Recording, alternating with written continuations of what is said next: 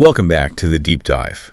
Today we are jumping into a stack of sources you shared with us, and they offer this just a completely stunning look at rapid metropolitan change. Yeah, visually and analytically, it's quite a set of documents. It really is.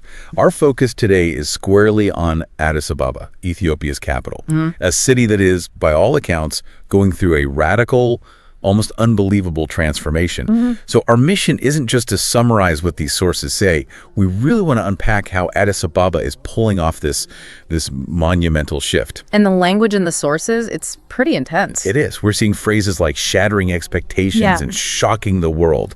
So for anyone out there looking to get, a quick but deep understanding of modern urban development, we really need to get into the architecture, the culture, and the sheer will that's driving this new Addis Ababa. And that intensity, it's warranted because the sources immediately set up this powerful contrast. They're not just showing a city that's evolving.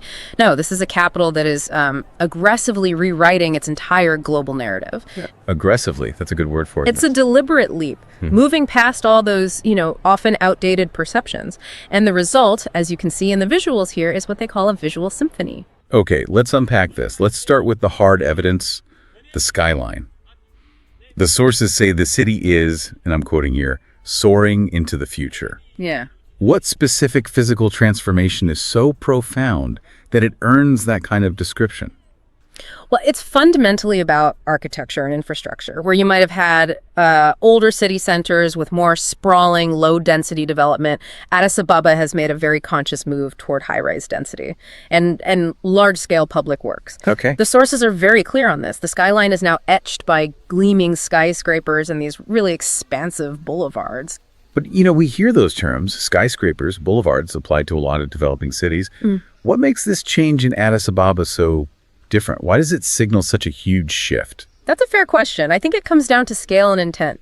The skyscrapers aren't just, a few isolated office towers. Right. They represent a massive investment in vertical density, which is a necessary step for any major economic hub that's trying to manage explosive population growth. Yeah. But the real key, I think, is the infrastructure around them. The boulevards you mentioned. Exactly. Those expansive boulevards are not just for show. They're a strategic move to solve historical congestion problems and to integrate mass transit. The sources really imply that this whole development facilitates the flow of people and commerce that you need to support a globalized economy. So it's connecting things, like the African Union headquarters to the new business districts. Precisely. This is physical planning that's designed to serve a real geopolitical and economic ambition. So it's not just a facelift. It's not cosmetic modernization. No, not at all. It's functional engineering. It's designed to support a much, much larger economic engine. That's it. When you implement systemic infrastructure change like this, on this scale, you're signaling to the world that you're accelerating, that you're trying to meet global standards. It's hard evidence of a comprehensive urban makeover, not just, incremental growth. And what about the ambition that's packed into all of this?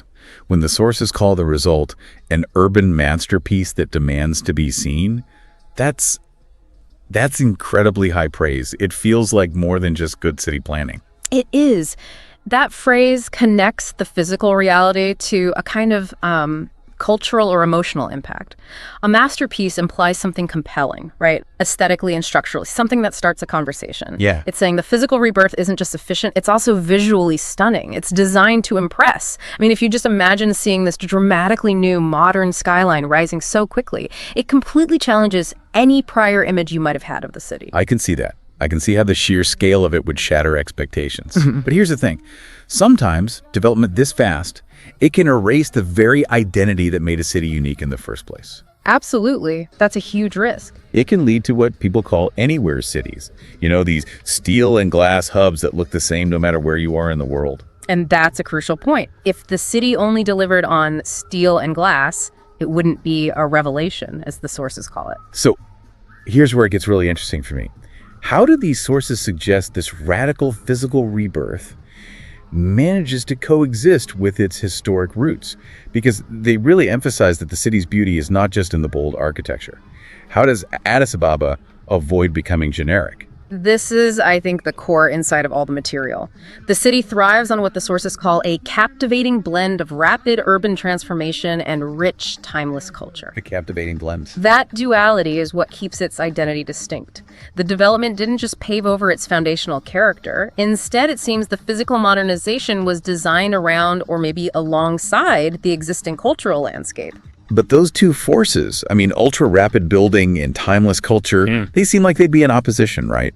Doesn't massive construction cause displacement and, inevitably damage the historical social fabric? Well, that's the natural friction in any city undergoing this kind of change. And the sources seem to suggest Addis Ababa has navigated it, maybe not perfectly, but successfully. The blending isn't seen